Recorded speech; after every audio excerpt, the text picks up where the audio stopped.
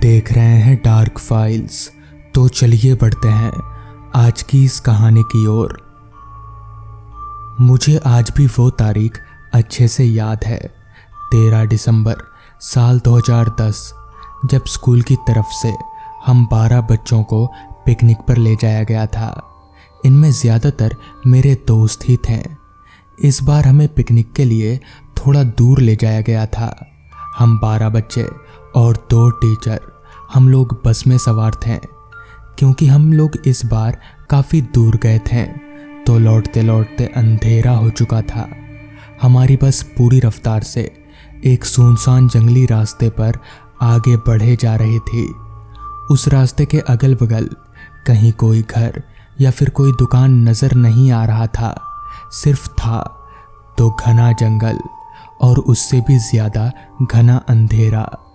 बस की हेडलाइट उस घने अंधेरे को चीरती हुई आगे बढ़े जा रही थी। ठंड का मौसम होने के कारण अभी से ही रास्ते पर कोहरा फैलना शुरू हो चुका था। एक सफ़ेद परत रास्ते पर चादर की तरह बिछने लगी थी। हम सभी दोस्त बस के अंदर मस्ती मार रहे थे। बस पूरी रफ्तार से उस सुनसान रास्ते पर आगे बढ़े जा रही थी कि तभी अचानक से तेजी से चल रही हमारी बस डगमगाने लगी।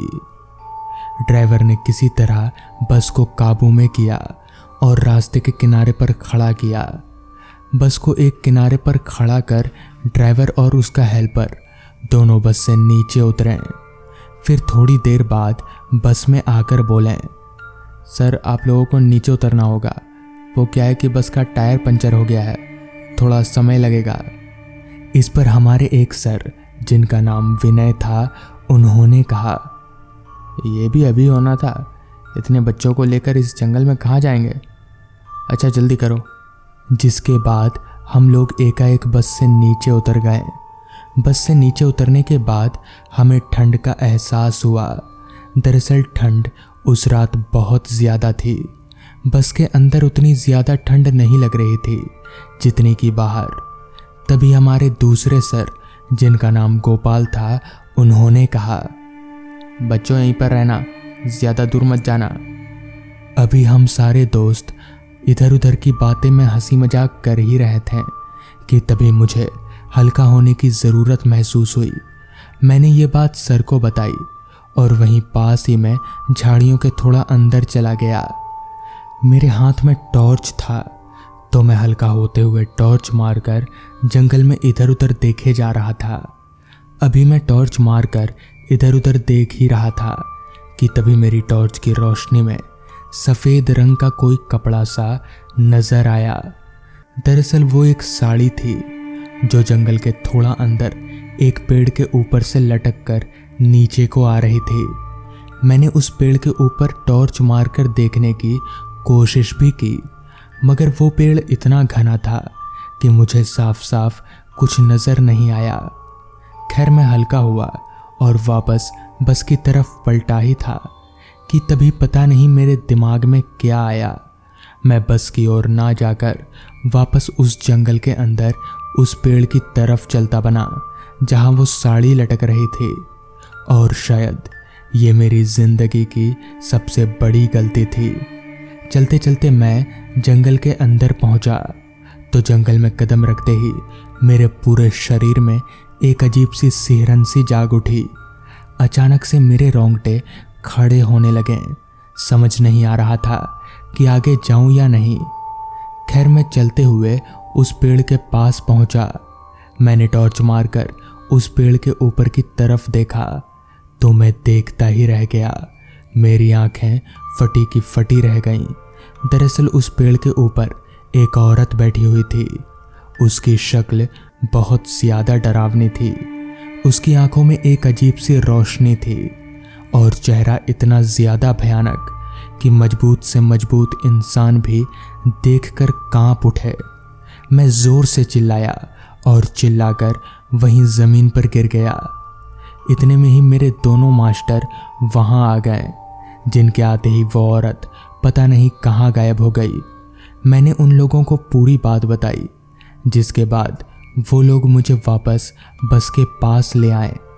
सबको ये बात पता चली तो ड्राइवर ने बताया कि दरअसल वो औरत कोई इंसान नहीं बल्कि वो एक पिशाचनी है। ये तो अच्छा हुआ कि सही वक्त पर सर वहाँ पहुँच गए, वरना पता नहीं मेरे साथ क्या हो जाता। साथ ही बस ड्राइवर ने ये भी बताया कि ये जंगल ऐसे ही खतरों से भरा पड़ा है, यहाँ बहुत सी घटनाएं हुई हैं।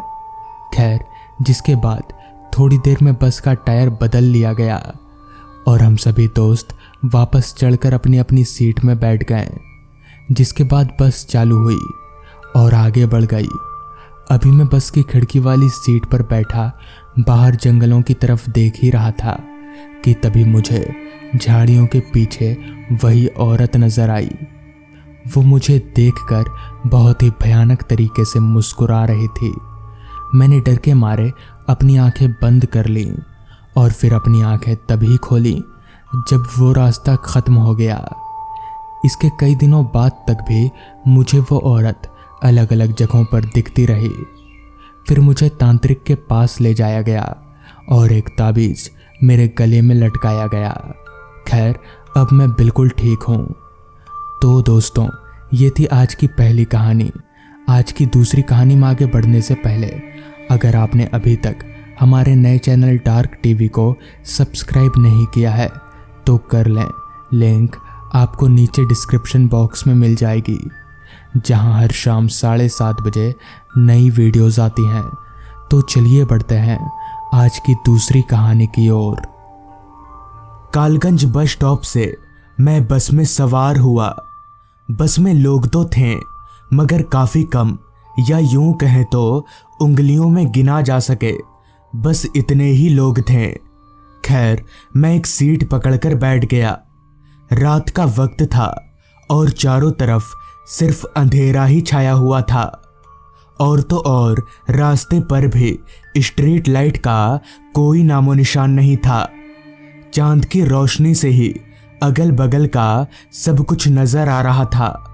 हम जिस रास्ते पर फिलहाल आगे बढ़ रहे थे वो रास्ता थोड़ा जंगली किस्म का था। रास्ते के दोनों बाजू बस घने लंबे पेड़ ही नजर में आ रहे थे। बस में मौजूद सारे मुसाफिर नींद के आगोश में थे। उन सभी की नींद तब टूटी जब ड्राइवर ने एक झटके से ब्रेक लगा दिया।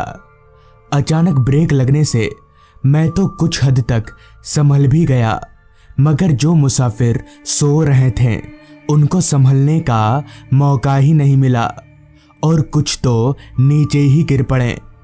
जैसे तैसे धीरे धीरे सब होश में आए तो ड्राइवर पर चिल्लाने लगे।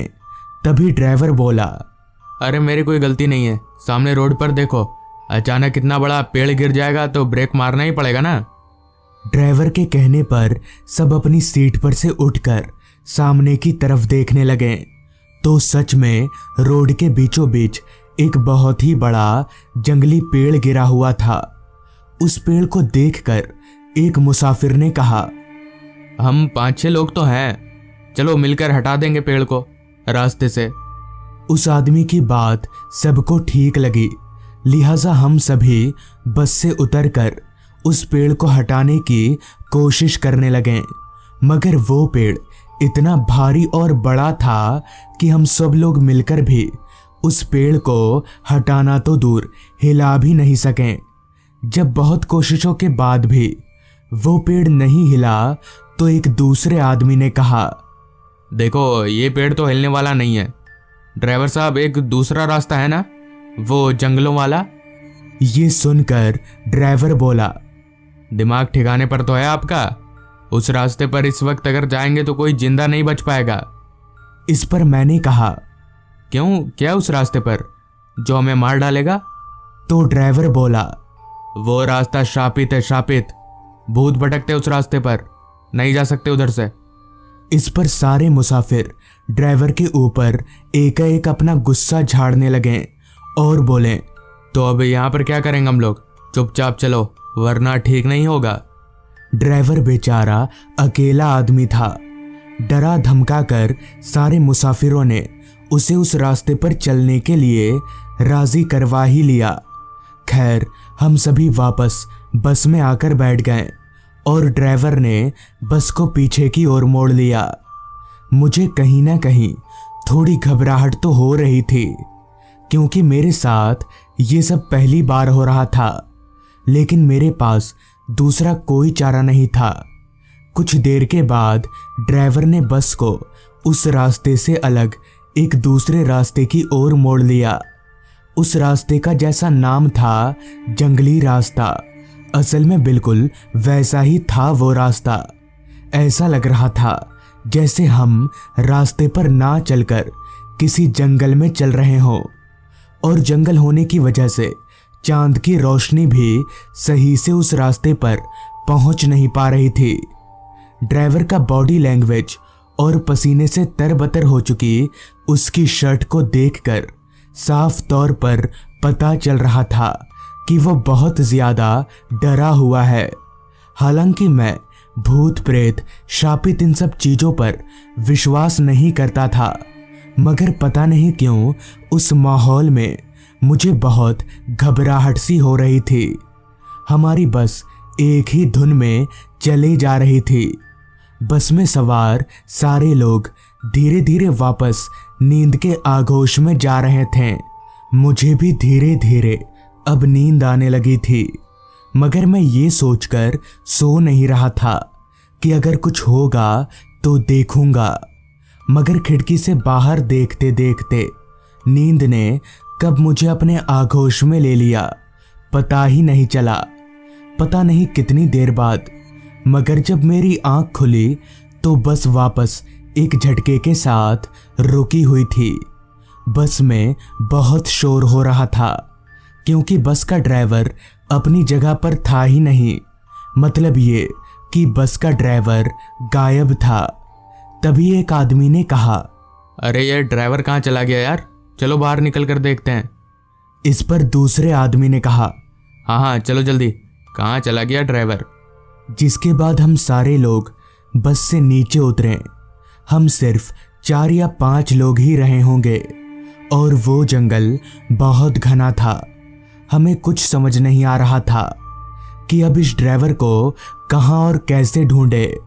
अभी हम लोग ये सोच ही रहे थे कि तभी हमें ड्राइवर के चीखने की आवाज़ सुनाई पड़ी।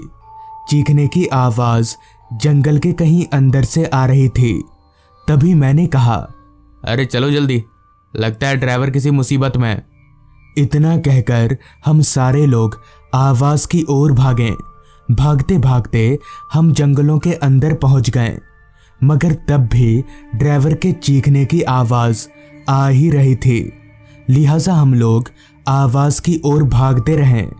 जंगल में पूरा अंधेरा छाया हुआ था, लिहाजा हम सब ने अपने अपने फ़ोन की फ्लैशलाइट जला ली और आवाज़ की तरफ आगे बढ़ते रहें। कुछ देर उस आवाज़ का पीछा करके हम जंगलों के बीचों बीच एक छोटे से घर के पास पहुँचे। मैं अभी उस घर की तरफ जा ही रहा था कि तभी पीछे से एक आदमी ने मुझे टोकते हुए कहा, रुको, ऐसे इस घर के अंदर जाना ठीक होगा? इससे पहले कि मैं उस आदमी को इस बात का कोई जवाब दे पाता, घर के अंदर से फिर एक बार ड्राइवर की चीख सुनाई पड़ी। मुझे उस आदमी को जवाब देना ज़रूरी नहीं लगा, इसलिए मैं बिना कुछ बोले ही उस घर के टूटे हुए दरवाजे को सरकाकर अंदर घुस गया। मेरे साथ ही साथ 2 और लोग अंदर आए। वो घर बाहर से जितना छोटा लग रहा था, अंदर से उतना ही बड़ा था। इसलिए हम सब लोग आपस में अलग अलग होकर ड्राइवर को ढूंढने लगे, मगर ड्राइवर हमें कहीं पर भी नज़र नहीं आ रहा था। कुछ देर तक ढूंढते रहने के बाद ड्राइवर हमें उस घर के एक कोने में बेहोशी की हालत में मिला। हम लोगों ने मिलकर किसी तरह से ड्राइवर को होश में लाया और पूछा, तुम यहाँ पर कैसे आ गए? इस पर ड्राइवर बोला, पता नहीं, एक औरत ने बस रुकवाया था। उस औरत का चेहरा बहुत डरावना था। फिर मुझे कुछ याद नहीं, मेरी आंख अभी खुली। ड्राइवर की बात सुनकर मुझे और बाकी मुसाफिरों को बहुत हैरानी हुई। कि अगर ड्राइवर यहाँ पर बेहोश पड़ा था तो फिर इतनी देर से चीख कौन रहा था। हमें वहाँ पर ज़्यादा देर तक रुकना ठीक नहीं लगा, लिहाजा हम लोग ड्राइवर को लेकर वापस बस में आ गए और उस रास्ते से बाहर निकल गए। अब पता नहीं ड्राइवर सच बोल रहा था या झूठ, मगर एक बात तो पक्की है कि उस रास्ते पर कुछ अजीब तो था, वरना ड्राइवर बेहोशी की हालत में उस घर में कैसे पहुंचता। और अगर वो तब से बेहोश था तो फिर चीखने की आवाज़ किसकी थी। बहुत से लोगों का कहना है कि उस रास्ते पर एक औरत की आत्मा भटकती रहती है, जिसे देखते ही लोग बेहोश हो जाते हैं और उस घर में पहुंच जाते हैं। हालांकि वो औरत की आत्मा किसी को भी नुकसान नहीं पहुंचाती। उस दिन के बाद से रात तो क्या, मैं दिन के वक्त भी उस रास्ते पर नहीं जाता और अब मैं पूरी तरह से भूत प्रेत आत्माओं पर विश्वास करने लगा हूँ। तो दोस्तों, ये थी आज की कहानी। अगर आपको ये कहानी अच्छी लगी हो तो चैनल को ज़रूर सब्सक्राइब कर लें। तो मैं आपका दोस्त आर्यन जल्द ही मिलूँगा आपसे ऐसी ही एक कहानी के साथ।